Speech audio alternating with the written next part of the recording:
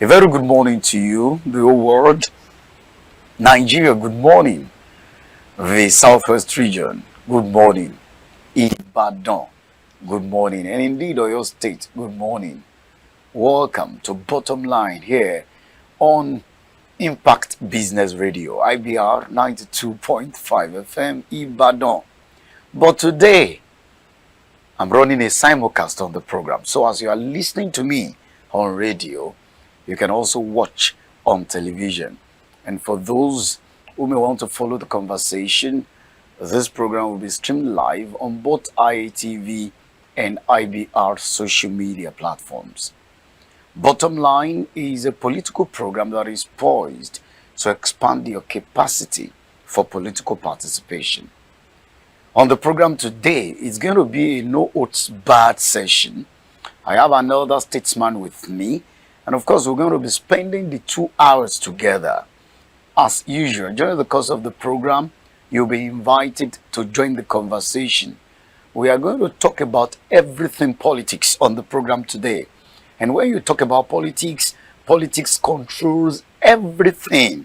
It's been argued that for any nation or for any society, to get it right or to thrive, it must get it right politically.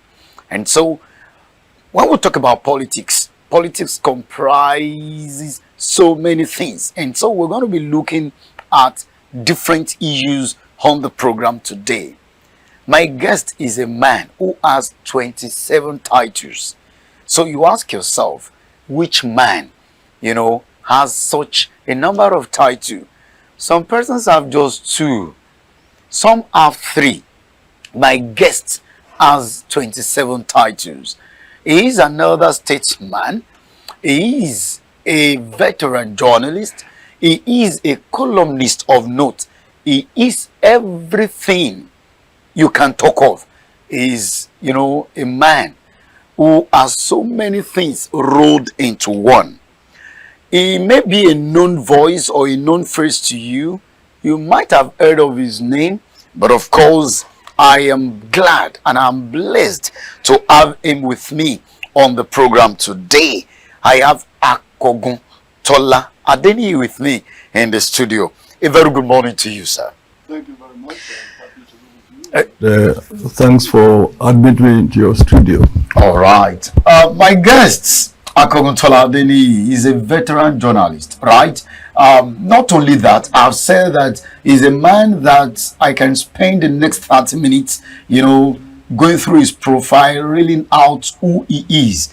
But of course, he's at the same time a simple man. Now, he was at a time at the Daily Times, that famous popular newspaper. Daily Times still operate, but some persons will argue that Daily Times of today is different from, what it was. It was at the time Nigeria ombudsman. We will go into that. Now there are so many issues, in the society today about who a journalist is, who is qualified to be called a journalist, journalism in the past, and what it is today. But one thing stands as it's been, that the media is the fourth estate of the realm.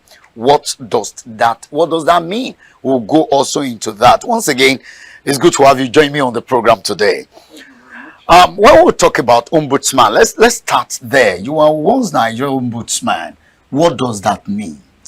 Well, about my boss, my mentor, the late Dr. Alhaji Ismail Babatunde Jose, came up with the idea of creating the position of ombudsman, and proudly announced that I was going to be the first newspaper ombudsman in Africa, the first newspaper in the continent to have an ombudsman. An ombudsman is like what we call public complaints officer. Is an equivalent of today's public complaints commission, rolled into one person. People will complain to the office. I will investigate, I will adjudicate, and sometimes pass comments and take action if it was within my purview, or refer the situation to higher authorities for solution or resolution. So that was briefly what my assignment was as newspaper ombudsman. It wasn't correcting what the media was doing. It was basically a public complaints office. And I remember it was also a campaign office, because it was the office of ombudsman that pressurized Brigadier Johnson to erect the first flyover, pedestrian flyover bridge in this country on Ikorodu Road. It was the office of ombudsman that got TOLA removed as the contractor doing Lagos Abeokuta Road at that time in 1974. What I'm saying therefore is that public ombudsman's office is not just educating, but sometimes campaigning for improvement and setting agenda for government. So it was all rolled into one, but it was public complaints office, and people were sending complaints, so many complaints, running into hundreds every week. Would you say that is sustained? Will I say that the ombudsman, that role you played at that time, yeah, is it still in existence today? No, I don't think so. No. Certainly not in any office. Okay. And every government, well, tried to have public complaints department, public complaints commission. But like everything in Nigeria, such offices, were not made to succeed, were not made to be effective. Because the government that appointed the public complaints office had always been the greatest breaker of rules and regulations and of the law. So if you created the public complaints office and you, the creator, does not respect the law, so it's not sustainable. Okay, so if you compare what is happening now, yes, your office thrived at that time because people lodged complaints. Yes. Perhaps at that time, people showed concern. Yes.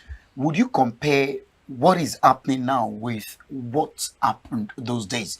Do Nigerians still show the type of commitment that they showed at that time? You talked about some breakthrough and landmark achievements that that office, achieved because people lodged complaints. Yeah. But today, some will argue that Nigerians are rather too indifferent about what is happening around them, to the extent that they really do not care. Let's make a comparison. I don't think Nigerians don't care. I mean, if you go through newspapers, you go to what is happening is that they've been rendered helpless. It's not that they don't complain. In fact, what Nigerians do now is lamenting. I call it, when you read newspapers and you listen to radio or watch people discussing on television, it's all about lamentation. They're lamenting, which is worse than complaining. When you lament, it means you have gone beyond the level of complaining. When you complain, you still expect that some action will be taken. But when you lament, is the depth or the height of resignation, self-resignation to your plight. So, people are just lamenting. All columnists and what they write, if you read through columnists and anything, is all about lamenting. They're doing this, they're doing that. They've asked our children to wake up at 4 a.m. to go to jam and all that. It's all, they're lamenting. Hundreds killed in Plateau, hundreds killed in Jos, hundreds killed in Benue, hundreds raped in Nasarawa, in Zamfara. So it's all, they're now lamenting. So it's not that people are quiet, they're lamenting, but they've been pushed to the wall, and they know that nobody is listening to them and nobody is taking action to ameliorate their terrible situation. But at that time, yes, there were responses. From the government. Yes. Okay, so what do you think is and it was military government. I mean, the military government. It was even military government is listening. But this is democracy. Exactly. Now, do you think that government still listens? Well, I must tell you, I don't believe there's any, well, that would be exaggeration. There are some states that operate something akin to government. Some states are being governed. I mean, there are some state governors that are performing and are responding to people's complaints. But generally, when I say generally, when you come to Nigeria or you hear news about Nigeria, it's like there's no government, no government. So if there's no government, there's nothing to compare with. No government, because the purpose of government is to protect the society, is to protect individuals, is to listen to their pains, to listen to the news of their pains, and to rescue them from disaster, And that is not being done, that is not being seen, to the extent, therefore, that you will not say there's government in place when people are being kidnapped every day and people are shouting when they say they should create state police because every crime is local, and that it's only state police that will reduce the level of insecurity in this country by over 70%. And people are not being listened to, and government is shy or does not have political will to create the state police. It's like leaving the people to self-help. So what do you think as an octogenarian in this country? Yes. You have seen so much. What is it that has rendered the people these powerless or voiceless as it were? When the people sneeze in the past, you see government reacting to their complaint. Imagine when they complained, the government listened, and you said a military government at that time, for that matter. Now a democracy that has been described as the government of the people, for the people, and by the people. You have those that are leading them, civilians, not listening to them. What could have rendered the cry of the people that important? Honestly, if I tell you I know I have a solution to your question, I must be deceiving myself. And like you rightly observed, you are taking my mind back to 1974. In 1974, a military governor had a domestic problem with his wife. The wife poured hot ugi up on him. He was in uniform. He was about to go to service. We got the story in Daily Times. The governor came all the way from his state. I think from Kwara. I'm not saying that was it. I don't want to mention the name. The man came all the way from Kwara to the office of Bola Boguso, the editor of Sunday Times, and eventually almost prostrated. So that story will not make the headlines. A military governor. But today, a civilian governor will commit serious crime and could not be bothered, because they have become so insensitive, because they have impoverished the people that everybody in Nigeria now is just fighting for survival. Just fighting for survival. You are a farmer, you can't go to your farm, you cannot trade, you can't even stay in your shop. So people have become so frustrated, so dejected that what they have now is just the breath. It's just the air that has not been taxed. It's only the air that everybody is hanging on to. So they don't have the nerve to fight or to complain or to this is the situation. And because even though military people were not elected, but like they were still sensitive, they still believed in righteousness. But today, people that are not elected, people who stole ballot boxes and ballots and impose themselves on our people, are so insensitive, and they are not loyal to anybody. They are only loyal to their pockets and loyal to their bank accounts and loyal to their immediate family. Quite unfortunate, but something must be wrong, definitely. If you agree with me, now, could it be the style of journalism at that time? Could it be the way journalism was practiced at that time? Is it that it's different from the way it is practiced today? Is it that the men of those days in the media were feared, and now there is no fear of anyone? Let's look into that. This is coming at a time when there is this ongoing debate about who a journalist is, how a journalist, should practice his, profession and all that. And nearly all journalists who do their job the way they ought to do are being seen as anti-government. But certainly, journalists in my generation, my time, in the late 60s and early 70s, and even up to late 80s, were respected. There's no doubt about that. They comported themselves in a way that earned the respect, not only of the leadership, but also of the entire populace. People respected them. People respected them. But that is no more so, because the profession itself has been polluted. And there are people who are not journalists who claim that they are journalists, there are bloggers who are journalists, there are people who just buy a recharge card and maybe with 500 naira or 1,000 naira and have access to WhatsApp or have access to social media, and they start arrogating to themselves that they are voices of the people or they are journalists.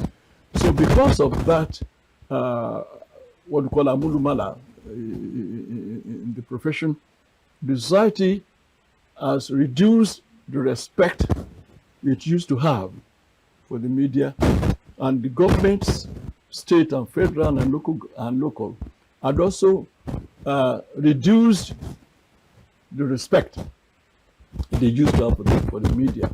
And more so now that what we have as leadership are not politicians, but businessmen. They're just traders, jumping from one company to another company and so on. So they just could not be bothered. These are just businessmen. So it doesn't matter to them whether you are a journalist or not a journalist, whether you are fake or not fake, as long as they are being promoted, as long as they are being worshipped on pages of newspapers and celebrated on television stations. The chop and the young journalists, those who are not journalists but fake journalists, have so promoted these nincompoops and nonentities who have imposed themselves on society to the extent that they now see themselves, those who have been promoted, they now see themselves as the face of society, they now see themselves as overlords of society. They had developed into a situation that the journalists or the fake journalists who are promoting them, who are worshipping them, have become irrelevant. They look at them now as just as people they're just common people.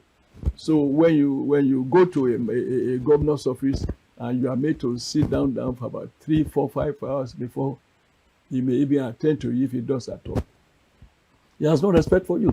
But that should not be the case. No, in that time, if I went to the office of Brigadier Johnson, he will keep me waiting for 20 minutes. Just announce to him that the ombudsman is there, or announce to him that the editor of Sunday Times is there.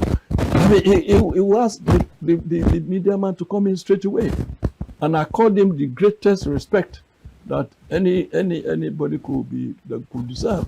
But that is no longer so, because again, it's because of the poverty that has permitted the old society. When you say a journalist, even the best of the journalists, is also encumbered with want. He wants to survive. He has children in the schools. He has children in the university. He wants to educate his children. And his paying where he's working is not sufficient. So if he knows that there's a governor there, or there's a minister there, or there's a commissioner there who could cushion his wallet, he will dance to his tune. That has impacted negatively on the practice of journalism and also on the journalists themselves. You once described Nigeria as a nation of idiots. Yes. That was a powerful one. I'm sure things that are happening now are not happening at that time. Or let me rephrase it. Let's say, or let me assume that things were not this bad. There were no societal ease at that time as much as we have them today. But you described Nigeria as a nation of idiots. What were you referring to? Yeah, that article was written in I think it was in 2003 or 2004 when I wrote Nigeria was a country, a nation of idiots. I just until now, I just wonder how any society, any group of human beings could tolerate what is going on. I can't understand it. I just cannot, I can't understand it. When we are growing up, I mean, this would not happen. I remember when I was in university, there was a professor, it's in my autobiography, which is in the works now. I think it was Hall Warden or Hall Master, I don't know what title they put it. He was stealing our rice. And so our rations were becoming smaller and so on. So I confronted the hall matron, and she confronted him. He said, look, bags of rice are being taken away regularly by so and so. At 2 a.m., I, TOLA, ADENIYI, led a group of my colleagues in Kuti Hall and went to that man's house. He was a professor, and forced him to carry 50 kg bag of rice on his head. Oh, as a student? I was a student. Yes. You went with your colleagues? Yes. Forced him? I went to his official residence, forced him to carry 50 kg bag of rice on his head, and we forced him to Kuti Hall with the rice on his head. When I was watching A Nation of Idiots, I still remember the article very vividly. I said what was happening. I mean, this extortion, executive extortion by Obasanjo and all that. In our time, that presidential building robbery would have been burnt down. In our time, it won't even happen. It's no longer your time. Yes, I'm 80 plus, even though I was celebrating. This is not my time. I mean, I'm just old.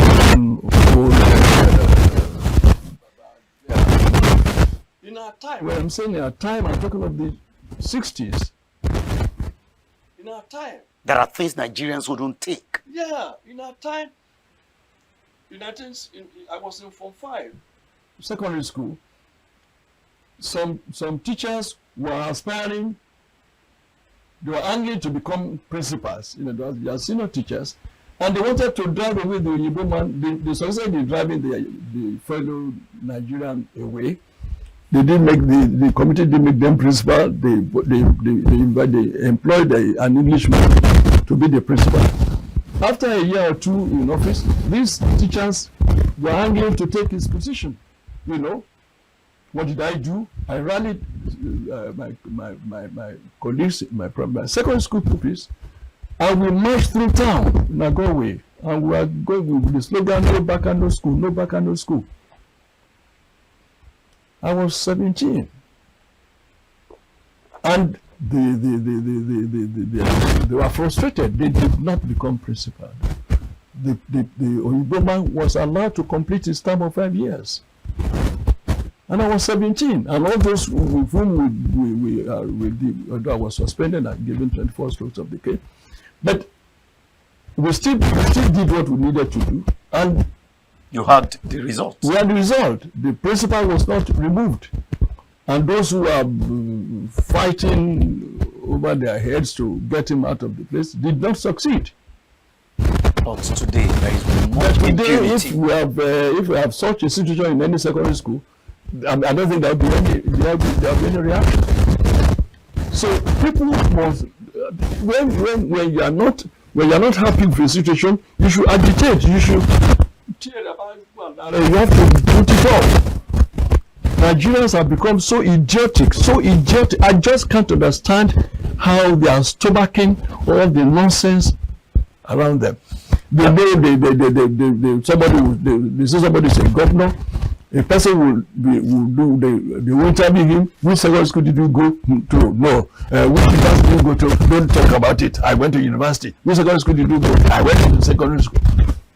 And they will still find the man being a governor, and they will still be dancing around him. That is not happening at time, and it should not be happening anywhere. It won't happen in England. It won't even happen in Ghana. Even now. But it's happening here. Okay, again, we need to trace the cause. You talked about endemic poverty in the land. Yes. But poverty, does it becloud one's sense of judgment to the extent that you just lose it? And when you look at it, Nigerians are not better off in their docility. So their poverty isn't being killed. Their poverty rather is, becoming aggravated. So what stops Nigerians from thinking right? If in 2003 you wrote an article describing Nigeria as a nation of idiots, and you insisted, it appears, things are getting worse. More idiotic than the one in 2003. That's your submission now? Yes. In 2025? That Nigerians are more idiotic? More idiotic. Pathologically idiotic, irredeemably idiotic. Can they salvage this situation? You say they are helpless. Well, they make themselves helpless. Because there are many ways you can kill a chicken without harm. There are many ways they could free themselves from the shackle. There are so many ways they could redeem themselves. There are so many ways they could elevate themselves. But they're not doing so. I agree with you. I mean, in the villages in those days, no Bale or anybody would behave the way the leaders, the so-called leaders, are behaving so now. Because the people in the village would not allow it. And they're all poor people. So I agree with you. It's not just poverty. It's more than poverty. Let's say Nigeria retrogressed gradually till it became what it became to today. Because we didn't have a country. We just have a geographical expression. We don't have, we just have, we have a geographical. You don't describe Nigeria as a country. Well, the literal meaning will say it's a country, because country means a place where you have a group of people that can be identified, and that's a country. But in terms of being a country in the sense of a nation, of course it is not. It is not at all. So you had a place that doesn't seem to belong to anybody. You have a place that is not owned by anybody. So there's no loyalty to anybody, no loyalty to anything. And so we are all just here. We are all just here. We are all like just like animals in the jungle. And it has therefore affected everything, our values, our morals, and so on, because you cannot define who is a Nigerian. You cannot define. You can't define it. You can't Who a Nigerian no. is. You can't, who's a Nigerian? You cannot define it. You can define Ibadan. You can say this is an Ibadan man. You can say this is an Egba man. You can say this is an Ijebu man. You can say this is an Igobina man. But how can you describe a Nigerian? Who's a Nigerian? A Nigerian in concept does not exist. And therefore, we are trying to discuss nothingness. Because there's nothing to identify a Nigerian, a collective, with. So it has affected everything. It has affected our morals. It has affected so many things. You once became bothered about some of these challenges. Yes. Yourself and Chief Banji Akintoye. Yes. You worked, in consonance to perhaps emancipate or see how you can ameliorate the sufferings of the people and perhaps bring the country out of the woods. Would you describe your experience as, that of frustration? Were you frustrated? What actually happened? And because not much is being heard from your corner anymore. We are not working to save Nigeria. It wasn't in our books. Our goal was Yoruba sovereignty. We wanted a Yoruba nation state. We have Yoruba nation, but we wanted Yoruba nation state. We wanted a Yoruba independent country. That was our goal. You feel that we were not concerned about whether Nigeria died or lived. We were concerned about Yoruba people, because what was happening to Yoruba people and still happening now was alarming, was regrettable, was saddening to find a Yoruba woman graduate carrying a baby on the back and selling and hawking dodo ikiri. It never happened in Yoruba land. So you find the Yoruba women begging on the street. Yorubas were never beggars. Begging was alien to our culture. So when we had such a situation, we then came together and we thought, before Nigeria ruined us, let us take ourselves out of this bogus country and establish and work towards establishing our own sovereignty. And it's not that we are not sovereign before, so we are just trying to recover what we lost, because we were independent. We had our governments, we had our monarchy and all that. I mean, we had nation states in Oyo, we had in Egba Kingdom. Egba had an ambassador or a representative in the UK and so on and so forth. Ijebu also had, so Benin Empire had. So it's not that we are trying to reinvent the wheel. We've always been independent. So what we are doing was to make that who we were before Lugard, the eunuch, brought us into this mess. When you say you succeeded, Excuse me. at that, did you succeed? Did you succeed? We did not. We have not succeeded because it's still in the works. We have not given up. So we cannot say we did not succeed or that I did not succeed. No, we are still working on it and we are going to achieve success. What we had was some misunderstanding and there. I mean, sometime when you start on a journey, you could run into bumps, and so on and so forth. There could be some derailment.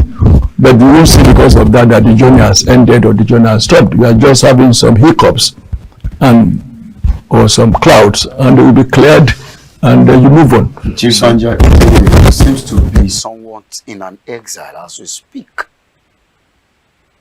Well, I don't want to comment on Akitoye, but I know he's not in exile because he just chose to leave the country to go, and he just relocated.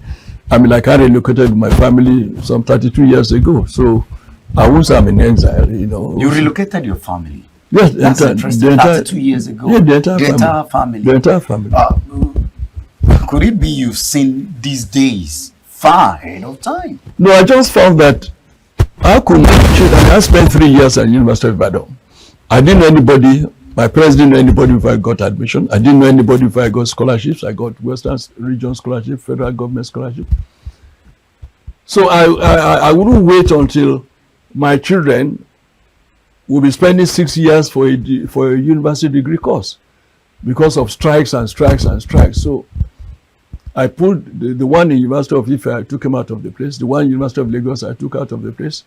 And the two that were in the secondary school, I took them out of the place. And the one that was pursuing medicine at the University of Ibadan, she was already advanced in her course that I couldn't pull her out. But as soon as she finished, she also joined to do a specialist course abroad. What I'm saying is I didn't want my children to suffer what I didn't suffer.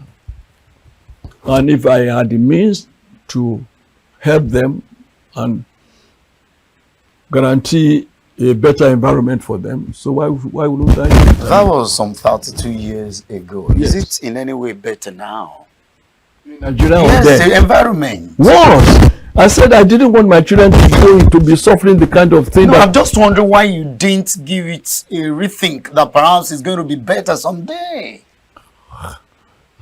Any thinker, when they say people prophesy, what is prophecy? Prophecy is ability to see into the future. It's not a rocket science. When you saw the way Nigeria was going in 1993, 1992, 1990, any reasonable person will know that things will get worse, not better. And therefore, if you are wise, the Yorubas say that, what do they pull it?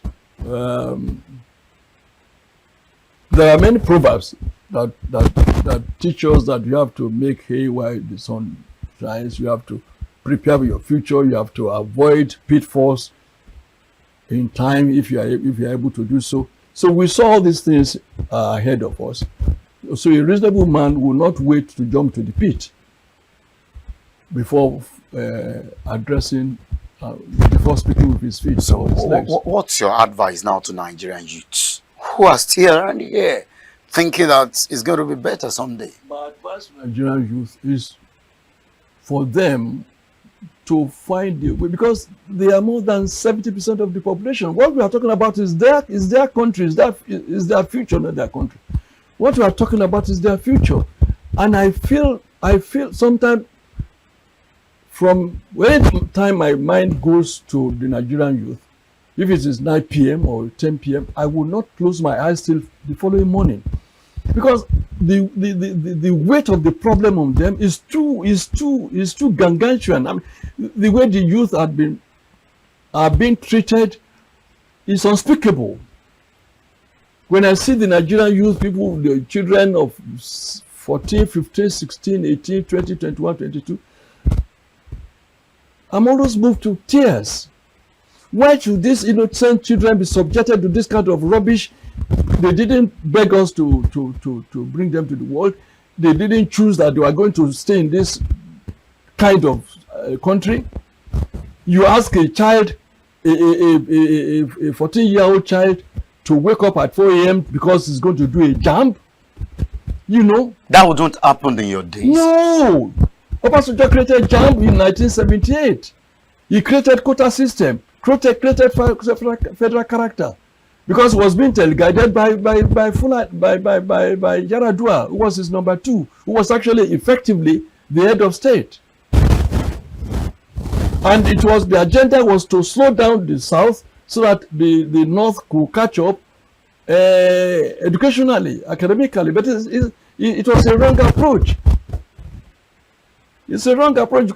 You cannot ride down a horse because you wanted a snail to catch up with the horse, and that's what they did to the South. Tie down the horse, and in the hope that snail can crawl, or a tortoise can crawl and they meet the horse. I mean, at independence, I think there are less than 20 secondary schools in the entire northern region. But before the end of it, before the end of the 18th century, we already had graduates, lawyers, doctors in the southern part of Nigeria. And now to imagine that by creating federal character, by creating quota system, by creating Jambaforiti, you could.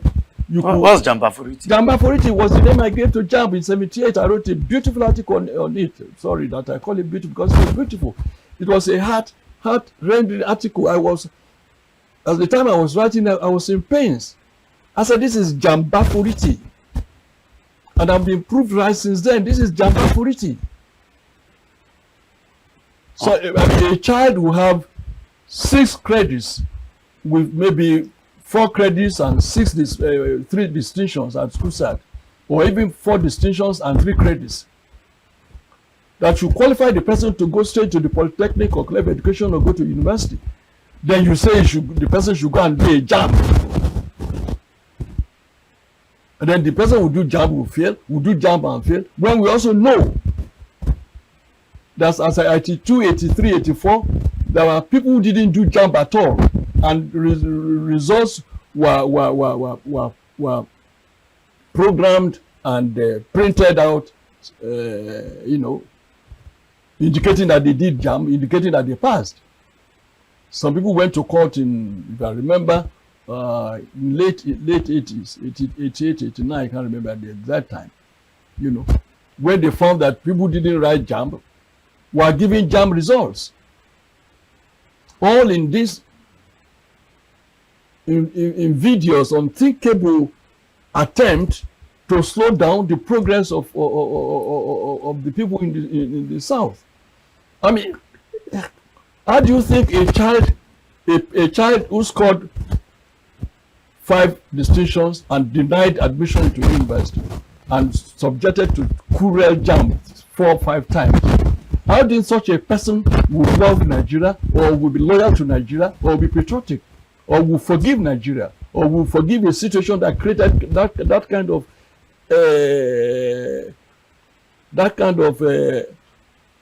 is it block or whatever on his way? It's not possible.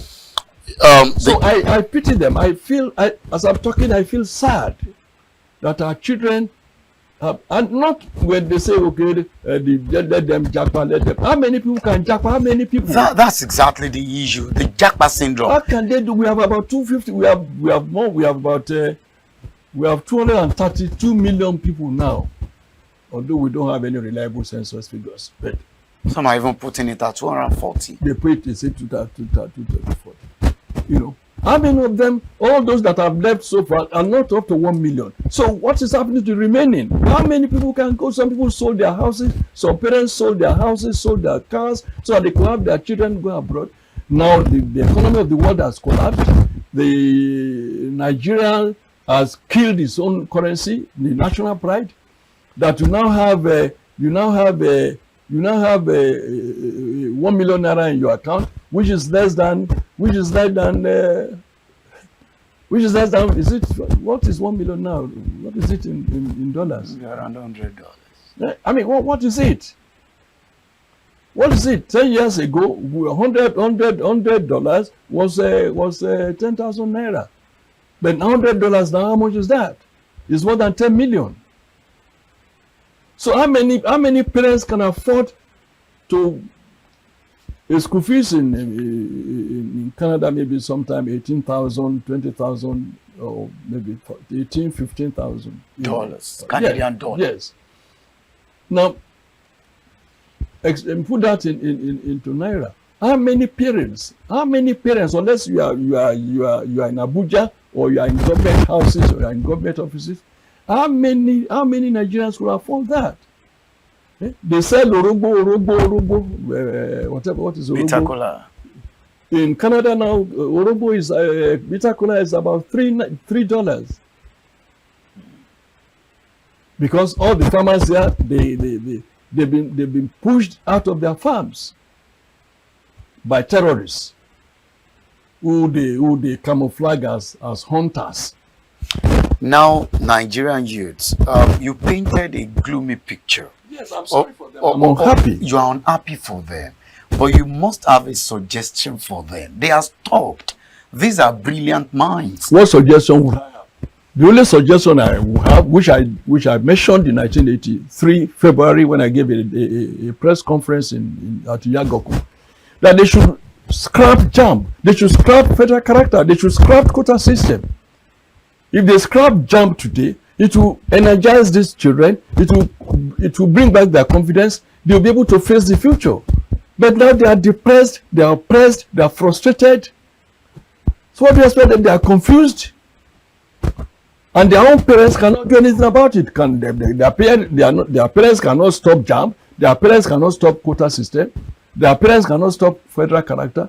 So even the parents who are supposed to help them and rescue them are helpless.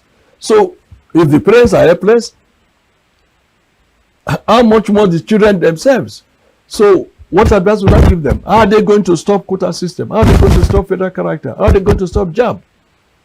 The only solution is for those who have stolen the votes, those who have imposed themselves on these people, on this country, to do a rethink, to fear God, to fear the future, to fear that someday they'll be answerable, for what they are doing. You know, ADENIYI, and change.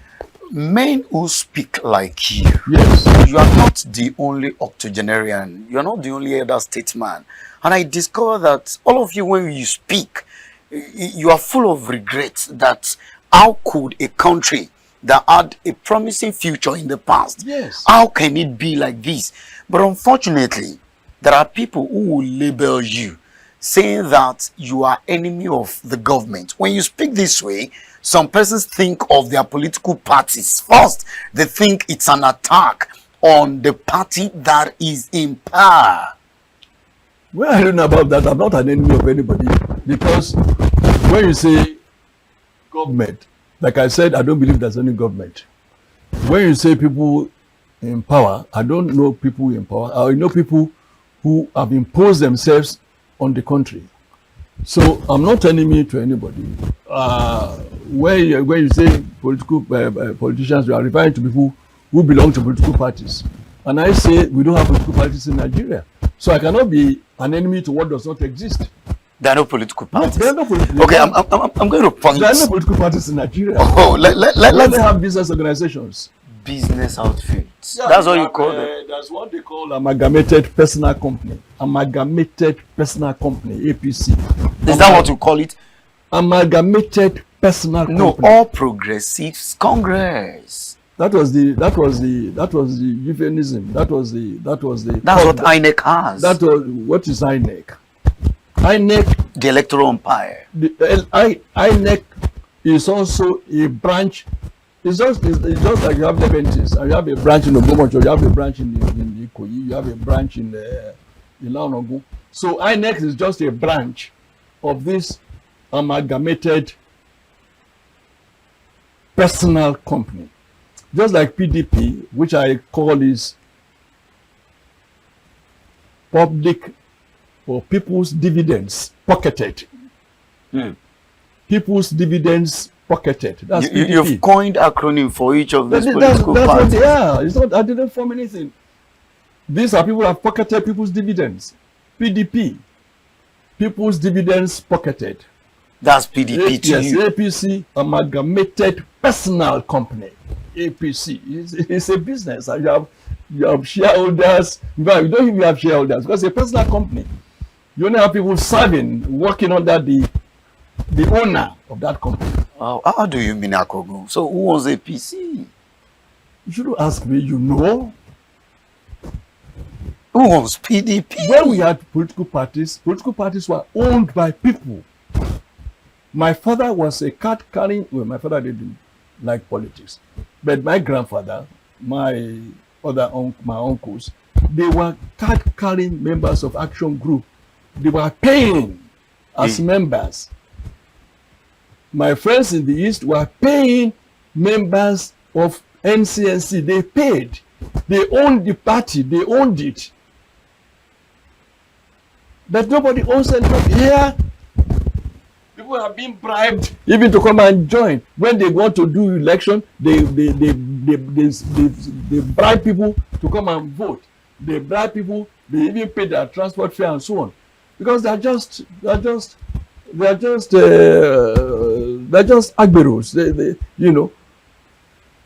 They don't know what is going on. These companies don't have any rules. They don't have any regulation. They don't. It's only the owner that knows what the company is doing. So these are businesses, and that is why it is possible for somebody in people's dividends pocketed to move to the other to move to the other company.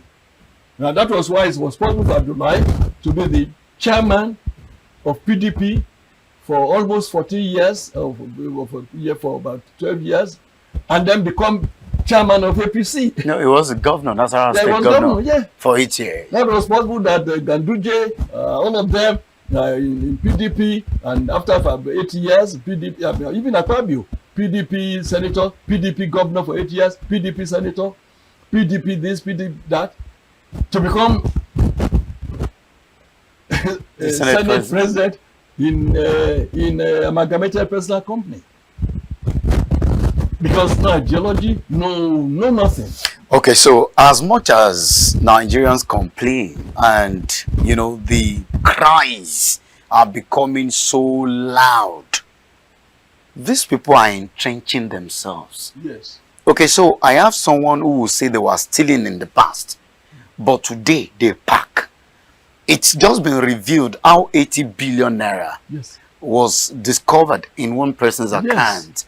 And the EFCC is trying to justify, the entire money he has earned as salaries, maybe within the last few years, with what is, in his pocket. Let's talk about wealth acquisition in Nigeria. It appears that hard work